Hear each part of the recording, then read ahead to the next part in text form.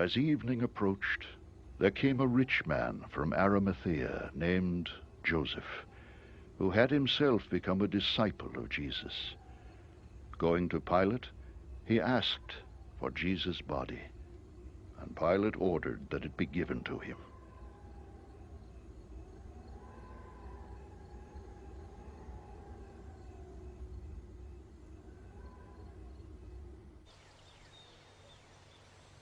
Joseph took the body, wrapped it in a clean linen cloth, and placed it in his own new tomb that he had cut out of the rock.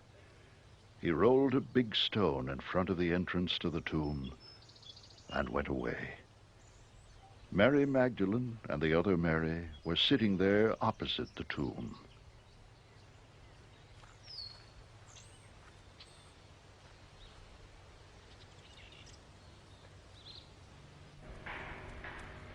The next day, the one after Preparation Day, the chief priests and the Pharisees went to Pilate.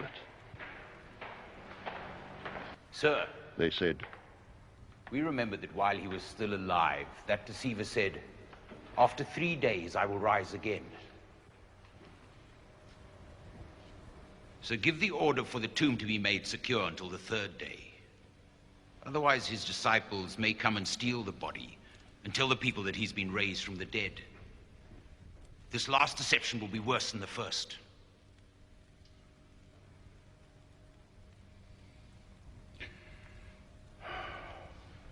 Take a guard. Pilate answered. Go make the tomb as secure as you know how.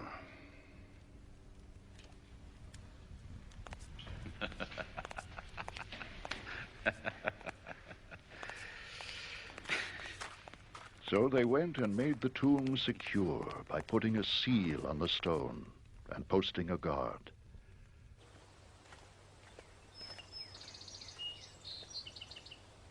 After the Sabbath, at dawn on the first day of the week, Mary Magdalene and the other Mary went to look at the tomb.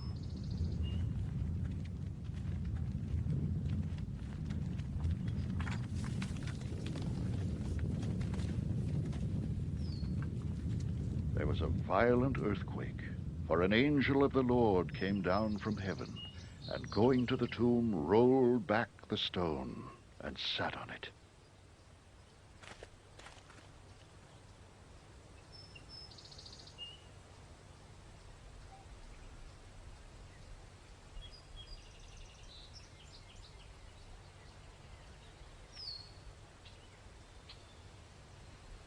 His appearance was like lightning, and his clothes were white as snow.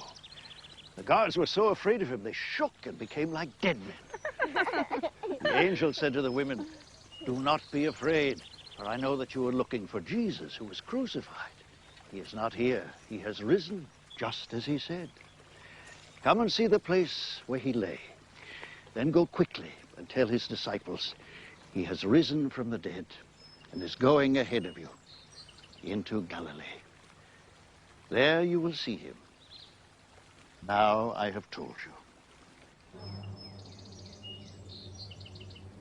So the women hurried away from the tomb, afraid, yet filled with joy, and ran to tell his disciples. Suddenly, Jesus met them.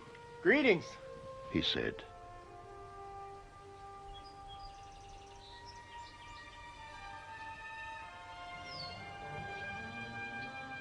They came to him, clasped his feet, and worshipped him. Then Jesus said to them, "Do not be afraid.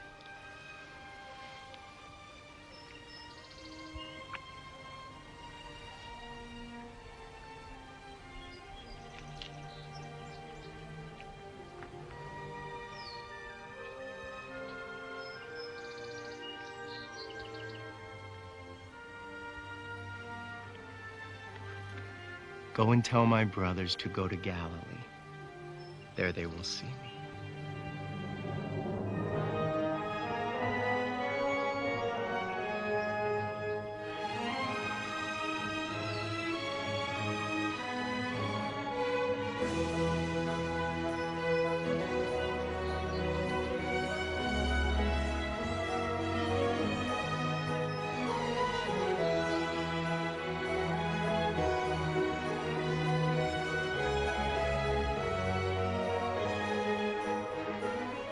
While the women were on their way, some of the guards went into the city and reported to the chief priests everything that had happened.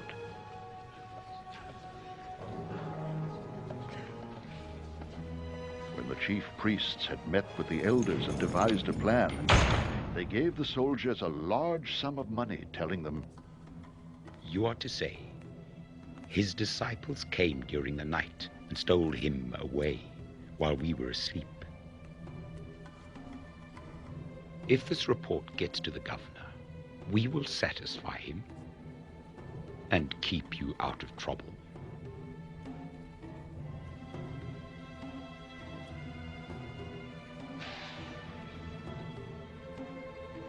So the soldiers took the money and did as they were instructed. And this story has been widely circulated among the Jews to this very day.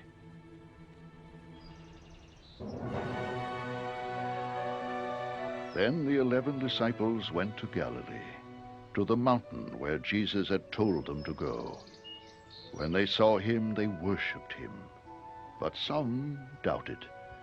Then Jesus came to them and said, All authority in heaven and on earth has been given to me.